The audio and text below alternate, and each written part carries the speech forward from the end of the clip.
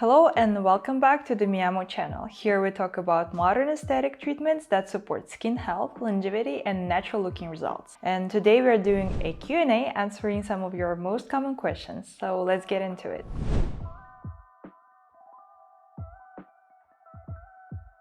First question, microneedling or mesotherapy for skin boosters. This really comes down to delivery method and, more importantly, depth and precision. With injection techniques, the product is placed directly into the dermis. This allows for more precise control over where the product goes, how deep it's delivered, and how it's distributed. Microneedling works a little bit differently. The device creates microchannels in the skin and the product is applied topically. Some penetration does occur, but it's generally more superficial and less controlled compared to the injections. At the same time, microneedling has its own benefits. It stimulates the skin's natural renewal process that can improve texture and may enhance the skin's ability to absorb certain ingredients. So overall, injection focus on precise delivery, while microneedling combines surface-level delivery with skin stimulation. In practice, these approaches are often used in combination depending on the treatment plan. Second question, what needle sizes are used for skin boosters? Needle size affects depth, precision, and overall comfort. In aesthetics, we use gauge or letter G. The higher the number, the thinner the needle. Skin booster treatments typically use very fine needles since the goal is to improve skin quality rather than create a volume. Common ranges are usually around 31 to 34 G, with needle lengths typically between 4 to 6 millimeters, depending on the technique and the treatment area. Finer needles are often preferred for delicate areas like the under eye area. These are general reference ranges and actual choices that can vary depending on practitioner preference and the specific treatment plan. Third question, how many sessions are needed for skin boosters? Skin booster treatments are usually done as a course rather than a one-time procedures. Most commonly, this involves around 3 to 5 sessions to build a visible and more consistent result. The effect develops gradually. After the first session, you might notice improved hydration and overall skin appearance, but more noticeable changes tend to build over time. Each session supports the previous one, helping improve texture, skin quality, and overall condition. Sessions are typically spaced a few weeks apart to allow the skin to respond. So after the initial course, maintenance treatments are often recommended.